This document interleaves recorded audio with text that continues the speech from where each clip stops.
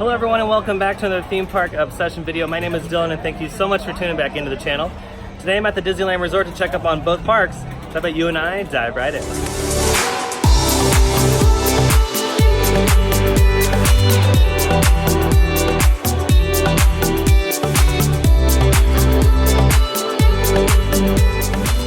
Alright, so here is a current look at the parking plaza for Pixar Pals and Mickey and Friends. You can see that they've been planting more trees this week, which is awesome because the area now looks so beautiful. It's not just a concrete jungle like it was before. And then here's the current progress on the new elevator that's going in.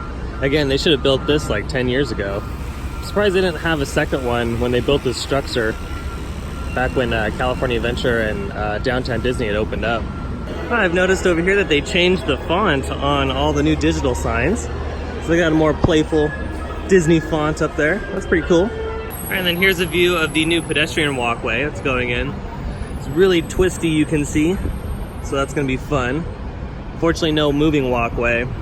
But yeah, it looks like they're getting that done pretty quickly. Don't know if they're gonna have like a tram or some sort of transportation over there. It just looks like it's gonna be a walkway. Here in the entrance plaza to both parks, you can see they're still working on the old information kiosk. So don't really know when they're gonna reveal this, but it looks like they're still working on some of the possible signage that's gonna go on the roof right there. So keep an eye on this in the next couple weeks. Alrighty, our first stop will be California Adventure. Check out all the happenings over there, including the new Tomorrowland and Spider-Man attraction. It's another beautiful day here at the park.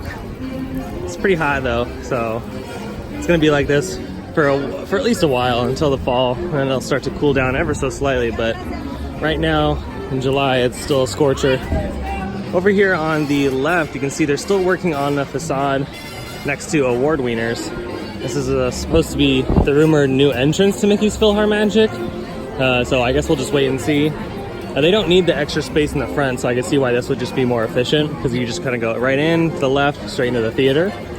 Or they're just going to be renovating the entire outside dining area, so we'll keep an eye on this. Over here near Guardians of the Galaxy, you can tell that they've pushed the construction fence for Marvel Land a little bit closer. So I wonder if they're going to be working on the Fast Pass Distribution Center and the red car trolley tracks, because that's rumored to be kind of altered heavily because of the new land. But if you need to get Fast Passes for Guardians of the Galaxy, you just have to go right over here, and there's a little Fast Pass little cart that you can get your Fast Passes for Guardians of the Galaxy. Looking at the Spider-Man attraction from this angle, you can see that not much has changed this week compared to the last video.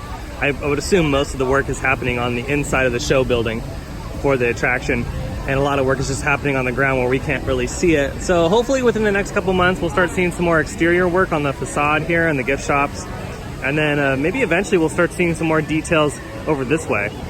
Keep an eye on it for sure. Well, we decided to come on into the Blue Sky Cellar, check out some of the concept art for Pixar Pier. But it kind of begs the question, I wonder if they're going to change this soon to showcase the new Marvel attractions coming to the park. I think that would be a good opportunity for them to show off what they're working on. Because the Blue Sky Cellar has been used for this kind of thing before, especially during the renovation of California Adventure. But I love this kind of stuff, so it'd be a good opportunity for them to change it up and include some Marvel stuff. I love concept art. You can see all the different changes that go through in the process. I mean, this takes them a long time to come up with. I mean, you can just this right here, you can see the different versions of the Incredicoaster entrance that they were playing around with. The wait time sign, all the elements you see in the attraction, even all the way down to like the churro cart. Like this was the first kind of iteration of the churro cart, and this is pretty much the final product that we got. So yeah, it's really interesting. I love all these different concept pieces for all these attractions that they're designing. Alrighty, let's head over to Disneyland and see what's going on over there. Alrighty, we made it into the original Magic Kingdom. Let's start our day off with Tomorrowland, and we'll just kind of work our way around the park that way and see what's kind of going on here. I noticed over here at the Plaza Inn that they've completely trimmed these bushes back. They used to be a lot thicker than before, and you really couldn't see like the parade route or anything, but now they've kind of really trimmed that back. So you can see bits of Tomorrowland and the parade route now. Here at Autopia, there was a lot of rumors going on that Tesla was going to be the new sponsor for this attraction. and they were possibly going to be doing electric cars, which in my opinion would be a very smart move if they were going to keep this attraction around, just because electrification is the future, and Tesla is a huge brand that is kind of paving the future for electrification in vehicles. So it would be a smart move if they did do that, but Disney has said that that is not true, so Honda will stay the sponsor until something happens to the attraction, or if they decide to do something different. But as far as the Tesla rumors, unfortunately, those are not true.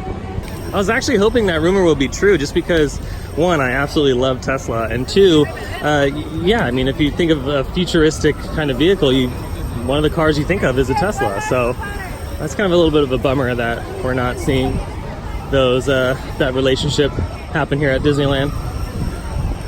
Alrighty, we'll move our way into Star Wars Galaxy's Edge and see how much of a failure it is today. Alrighty, working our way towards the Millennium Falcon. You can see there's absolutely nobody here. The wait time is 80 minutes. Let's see if they're... Oh, 110. My bad. So they are using the extended queue today. And again, it's going to be interesting to see in the future if they're going to be using this as a new space for a sit-down restaurant. So I wonder where they're going to be putting all these people once that happens, because apparently the rumor is that those plans have been accelerated. So it's going to be kind of interesting to see where they put all the extended queue people, because it's quite a bit of extended queue in the back. It's not like a small space at all. So over here at Dock On Doors, they do have Kyber crystals back in stock. I know for a while there they were sold out, but they do have the Kyber crystals back. So next time you come to Galaxy's Edge, you can get one. And for those that still don't know, Rise of the Resistance is still under heavy test and adjust. So this won't open up until January 17th. The Walt Disney World version will open up in December, so that'll be really neat if you guys are traveling to Walt Disney World this winter. But as far as the one here in California, we still got some time before this is ready for guests. And just as a heads up to everyone, Disneyland is starting to get a little bit more busy. Just right off the bat, I'm noticing that the park is way busier than the past couple weeks. And I think once the annual pass holders get their blockout days lifted in 2 weeks, it'll be a lot different here. So if you're planning on coming to the park between now and the next couple weeks, do it now before it gets incredibly packed. I'm just sure it's going to get really crowded. So here at the Tropical Hideaway, they have an all-new Dole Whip concoction. They still have the ambush, so you can still get that, but they have a new one with mango, chamoy, lime, and cucumbers. So how about we give that a try? It sounds really good. All right, so it's called the Chili Mango Whip. It's got chamoy, mango, chili lime seasoning, and it's $7.99. And they unfortunately don't have the annual pass discount here, so for those wondering if you do, you can't get it at this location. All right, so this is what it looks like, and wow, what an item this is. So it's got the mango Dole Whip with cucumbers, pineapple, and mango chunks, and it's just a lot going on. Wow.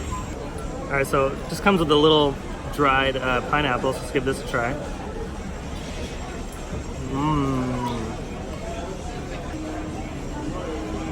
It's great with all the combinations.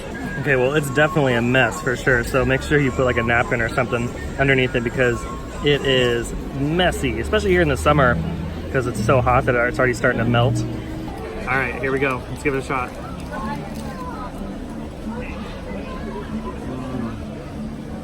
That was very good.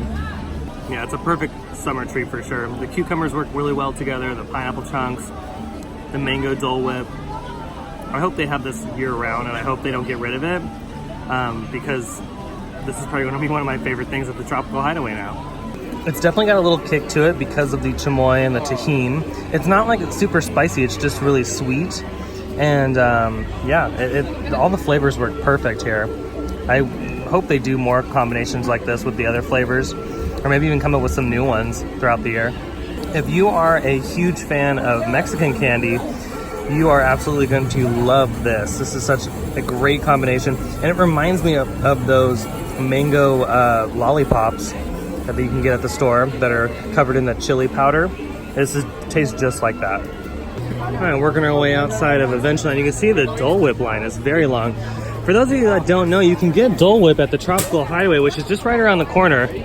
And also, if you haven't downloaded the Disneyland app, prior to your visit, you should, because when you do, you can mobile order food, so you don't have to wait in the line. So all you gotta do is just order your Dole Whip, you walk up to the counter here on the other side, and you pick it up. It's super easy and convenient, and you don't have to wait in a really long line to get it. So here inside Coke Corner and a couple other locations at the park, they have an all-new annual pass holder tumbler. It's $14.99. And what's cool is you can get 99-cent refills throughout the park with it.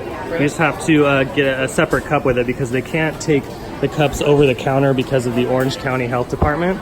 So when you purchase your cup, tell them that you want a refill, they charge you 99 cents, and they'll give you a separate little paper cup, and you can refill it that way.